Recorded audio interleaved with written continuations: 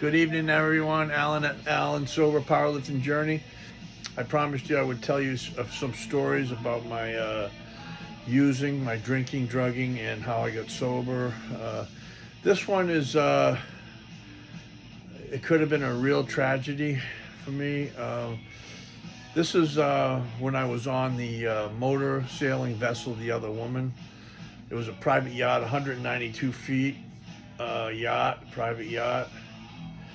I got the job in Palm Beach through a crew agency. I was a deckhand on there, and boy, I really drank a lot on there. I didn't do that. I can't say that. I did not a lot of drugs, mostly just smoking pot, but I drank all the time. Real hardcore drinking. We ended up going to Europe. We ended up going from Palm Beach, Australian docks to, we went to, let me think here. We ended up in Newport, Rhode Island for a couple of days.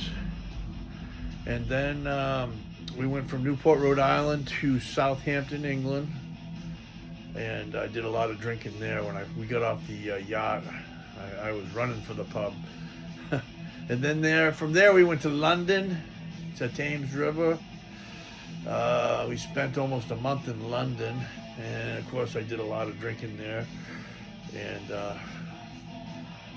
that's all I would do. I'd get off the yacht and I'd just want to go out and get hammered, you know.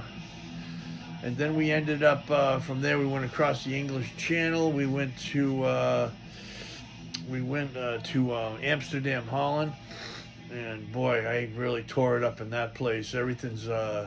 Everything goes in that city at that time. Probably the same now. I don't know. This was in 1993, by the way. Drank a lot of Amstel Light mostly, and smoked a ton of pot. I did ecstasy for the first time there. Didn't really get in any trouble at all, you know. But I just I don't remember a lot of it because I was drunk the whole time, you know.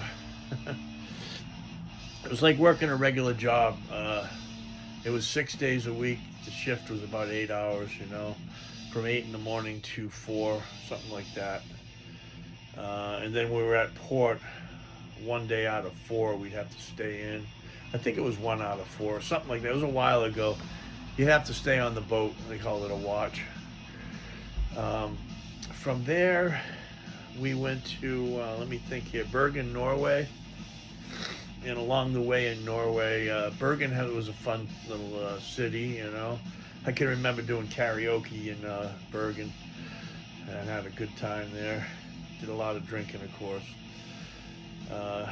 From there, we went down we went down the coast, heading south from there, and stopped at some of the fjords. Along the way, we had a charter with Hugh Coverhouse, who was the old owner of the Tampa Bay Buccaneers.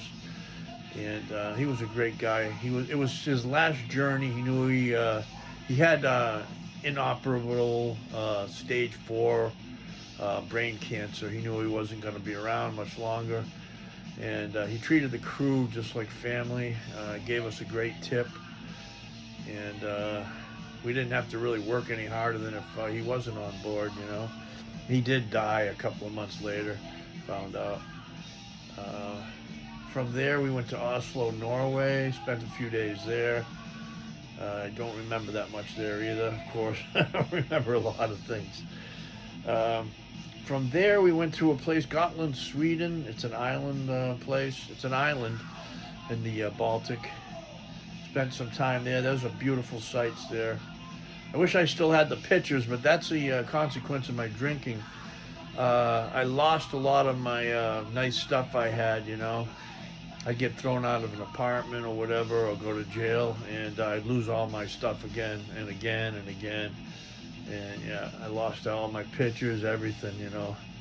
It's a shame. But that's the nature of the game, though, when you're an alcoholic. From there, we ended up in St. Petersburg, Russia. This is where I could have gotten in a lot of trouble. God, I got into some serious scrapes there. One time I wasn't even drunk. I went to the bank around there, and the banks weren't like they were here. This was in '93 after the fall of communism, you know, and everybody was very poor. The city. I just remember 3 incidents. Once I was sober, I went out to get some money, and I couldn't find. I got lost, and nobody speaks English, and I didn't even remember where I was at. I didn't write down the name of the dock I was at, and it took forever for me to find the boat again. I ended up at a United States Russian health clinic where there was an American doctor who spoke English. He called me a cab. He spoke English and Russian, of course, and he called me a cab, and the cab brought me right back to where the yacht was. That was one incident. The next one, I went out with this guy, Tony, and we ended up somewhere out in I think it was like the outskirts of St. Petersburg, Russia. We almost didn't make it back. Luckily, he had $20 to pay a guy to give us a ride back. Yeah, that was pretty scary too. But this was a real scary time. The third time I went out,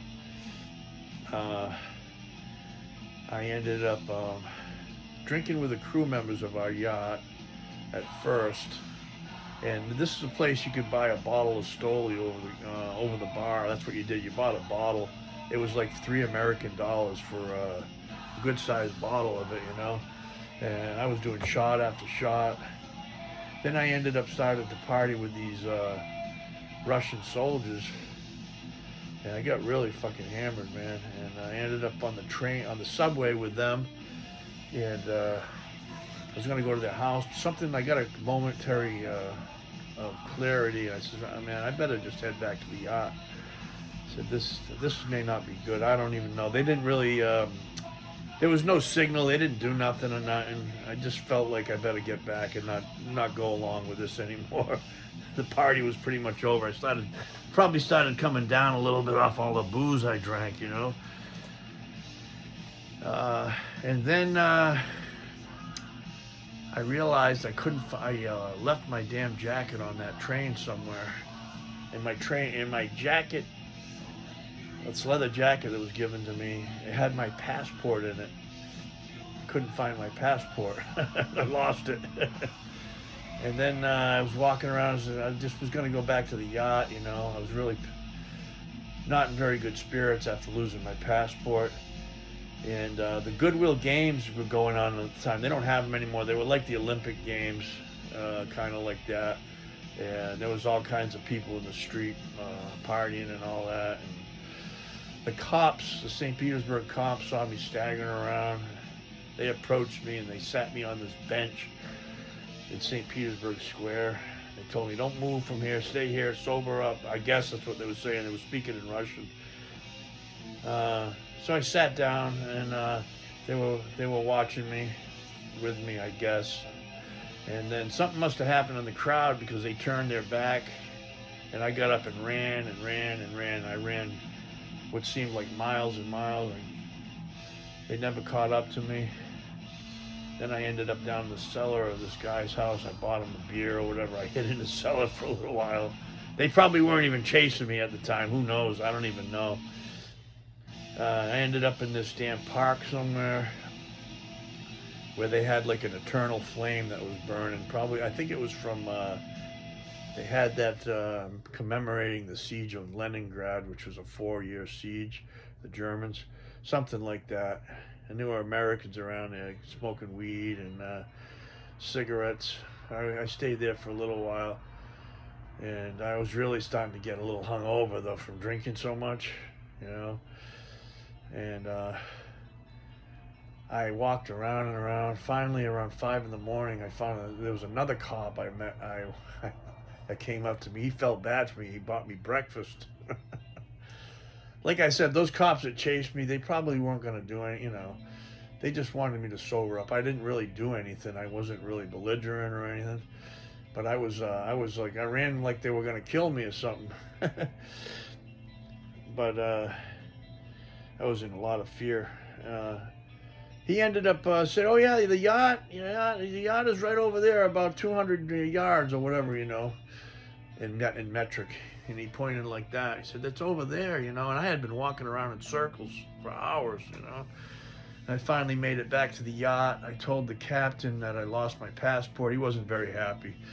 Old Captain Sills, he was in his late 60s. He was a World War II veteran on destroyers. And he was real strict, you know. And well, he brought me out, and I ended up getting another passport at the American embassy over there. But that's things that happened to me, you know. A lot, you know, those kind of, they call those jackpots. That's just one jackpot I got into. I didn't drink again when I got to, I didn't drink for about 4 more days. It kept me sober until I got to Helsinki. Then I went out and I tied one on in Helsinki, Finland, and Stockholm also, Sweden. But yeah, we ended up over in Tel Aviv, Israel eventually, and then going home. But yeah, that's when I kind of had my shit together a little bit. At the end, though, when my drinking, I became unemployable. And boy, I had bottoms on every drug you can think about, just about, you know. Crack, heroin. I've had bottoms on stuff just terrible, you know. And like I said, I just celebrated 10 years sobriety on January 11th, clean and sober. It's a great way of life. I am employable, of course. I got inducted into the American Powerlifting Hall of Fame, and broke a lot of their records, a lot of RPS records. I enjoy the lifestyle of the powerlifting, and it's fun, you know. I like to challenge myself. But yeah, if anybody ever needs any help, I'm here. Help staying sober, I'm always here, you know. Just let me know. Well, everybody have a blessed night, and I'll tell more of these stories some other time. I think once a week or twice a week I'm going to do this, you know, contribute more sobriety in the kind of inject it into the powerlifting, makes it a little bit more, there's more substance to the channel. But everybody have a great night. Thank you.